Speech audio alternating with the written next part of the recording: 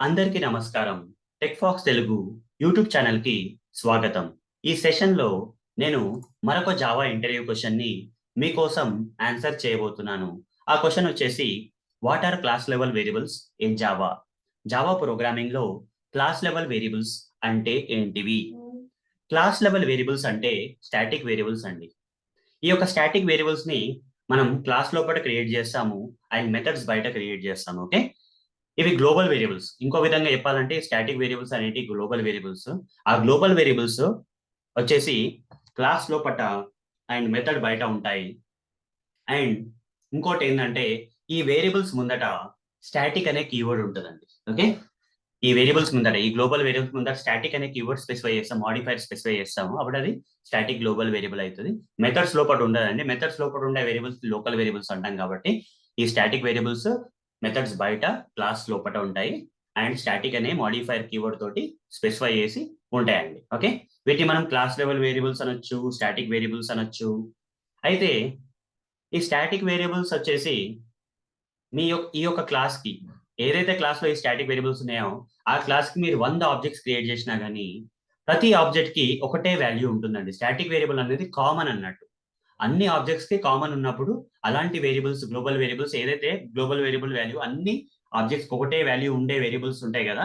అలాంటి వేరియబుల్స్‌ని మనం static variables చేస్తాం. అప్పుడు అది కామన్ వేరియబుల్స్ కింద తయారైతాయి.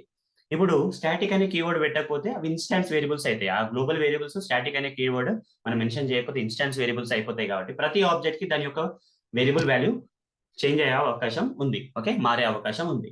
మరి స్టాటిక్ వేరియబుల్స్ అలా కాదండి. క్లాస్ లెవెల్ వేరియబుల్స్ కామన్ అన్నట్టు. అన్ని ఆబ్జెక్ట్స్‌కి ఒకటే వాల్యూ ఉండే వేరియబుల్స్ కామన్ వాల్యూ స్టోర్ చేసుకోవడానికి మనం స్టాటిక్ వేరియబుల్స్. ఇవి ఆబ్జెక్ట్‌కి సంబంధించిన వేరియబుల్సా? క్లాస్ సంబంధించిన వేరియబుల్సా అంటే క్లాస్ సంబంధించిన వేరియబుల్స్. అందుకోసం మనమే క్లాస్ లెవెల్ వేరియబుల్స్ అంటాం. మరి ఇలాంటి స్టాటిక్ వేరియబుల్స్‌ని క్లాస్ బయట యాక్సెస్ చేయాలి అంటే ఆబ్జెక్ట్ క్రియేట్ చేయాలా మరి ఆ క్లాస్‌కి అంటే అక్కర్లేదండి.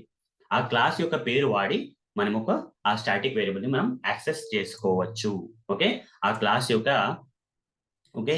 ఆ క్లాస్ యొక్క పేరు వాడి మనం స్టాటిక్ వేరియబుల్‌ని యాక్సెస్ చేసుకోవచ్చు క్లాస్ బయట కూడా. మరిప్పుడు మీకు ప్రాక్టికల్ కూడా నేను వివరిస్తాను. జావా ప్రోగ్రామ్ రాసి మీకు చూపిస్తాను స్టాటిక్ వేరియబుల్స్ ఎట్లా క్రియేట్ చేయాలి, ఇవన్నీ క్లాస్ బయట ఎట్లా యాక్సెస్ చేసుకోవాలి అని మళ్ళీ కూడా ఎక్స్‌ప్లెయిన్ చేస్తాను.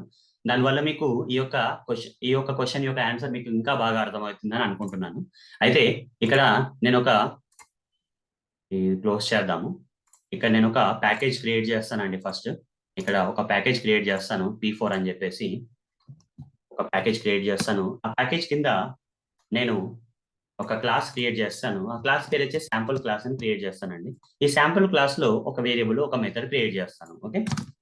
ఫస్ట్ ఒక మెథడ్ క్రియేట్ చేస్తాను. పబ్లిక్ వాయిడ్ శాంపుల్ మెథడ్ అని చెప్పేసి ఒక మెథడ్ క్రియేట్ చేస్తాను.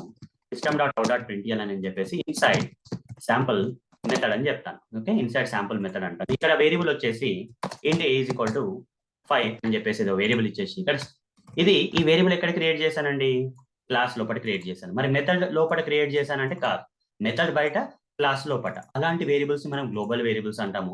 మరి దీన్ని స్టాటిక్ వేరియబుల్ కానీ క్లాస్ లెవెల్ వేరియబుల్ అనొచ్చా అంటే అనలేం.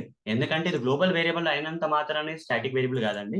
ఈ స్టాటిక్ వేరియబుల్ కావాలంటే ఈ యొక్క గ్లోబల్ వేరియబుల్ స్టాటిక్ వేరియబుల్ కావాలంటే స్టాటిక్ అనే కీవర్డ్ వాడాలి మనం. మోడిఫైయర్ వాడాలి. అప్పుడు ఇది స్టాటిక్ వేరియబుల్ అయిపోతది.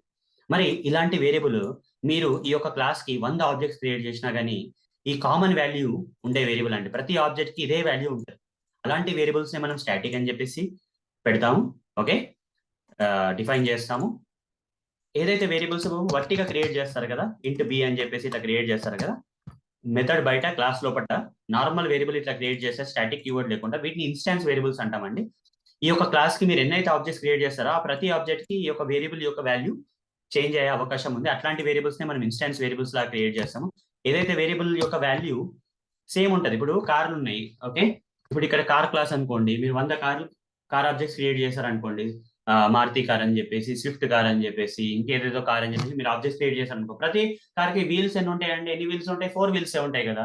ఇక్కడ 4 అని ఏస్తాము. అలాంటి వీల్స్ అనే వేరియబుల్‌ని మనము స్టాటిక్ అని చేసుకోవచ్చు. మిగతా కలర్ కార్ టు కార్ మన కలర్ చేంజ్ అయిపోతది. తర్వాత మోడల్ చేంజ్ అయితూ ఉంటది. కంపెనీ యొక్క పేరు చేంజ్ అయితూ ఉంటది. అట్లాంటి వేరియబుల్స్ అన్ని ఇన్‌స్టాన్స్ వేరియబుల్స్ లాగా ఏస్తాం. ఈ స్టాటిక్ వేరియబుల్స్‌నే మనం క్లాస్ లెవెల్ వేరియబుల్స్ అంటాము. ఇలాంటి స్టాటిక్ వేరియబుల్స్‌ని ఇవి కామన్ అన్నట్టు. ఓకే. ఇవేందంటే క్లాస్ సంబంధించిన వేరియబుల్స్ అని అర్థం.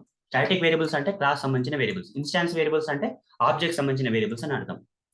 మరి ఈ వేరియబుల్స్ యొక్క డేటా ఎక్కడ స్టోర్ అవుతుంది అంటే క్లాస్ మెమరీలోనే స్టోర్ అవుతుంది. ఎప్పుడైతే జేవిఎం ఉంటుంది కదా, జావా యొక్క జేవిఎం, ఈ ప్రోగ్రామ్ రన్ చేసేటప్పుడు ఈ క్లాస్ కొంచెం మెమరీ అలొకేట్ చేస్తుంది. అంటే అప్పుడు అలొకేట్ చేసి లోడింగ్ కోసం క్లాస్ లోడ్ చేయడానికి మెమరీ అలొకేట్ చేస్తే అది లోడింగ్ అయినప్పుడు ఈ వేరియబుల్ డేటా కూడా అదే క్లాస్ మెమరీలో లోడ్ అయిన క్లాస్ మెమరీలోనే స్టోర్ అయిపోతుంది.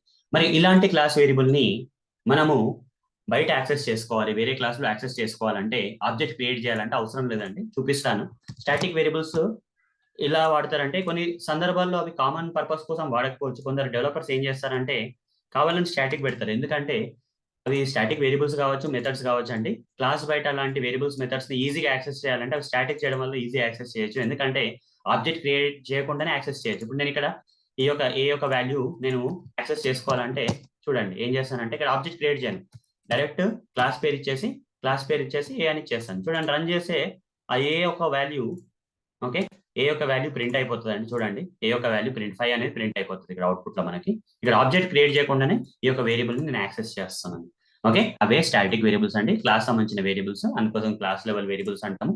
అన్ని ఆబ్జెక్ట్స్ ఒకటే వాల్యూ ఉంటే అలాంటి వేరియబుల్స్ స్టాటిక్ వేరియబుల్స్ చేస్తాము. కొన్ని సందర్భాల్లో రియల్ టైమ్ లో డెవలపర్స్ యాక్సెసింగ్ ఈజీ చేసుకోవడం కోసం, ఓకే, మెథడ్స్ ని కానీ వేరియబుల్స్ ని కానీ ఆ క్లాస్ బయట నుంచి ఈజీగా యాక్సెస్ చేసుకోవడం, ఆబ్జెక్ట్ క్రియేట్ చేయకుండా చేయడానికి వాళ్ళు ఏం చేస్తారంటే స్టాటిక్ అనే కీవర్డ్ వాడతారు.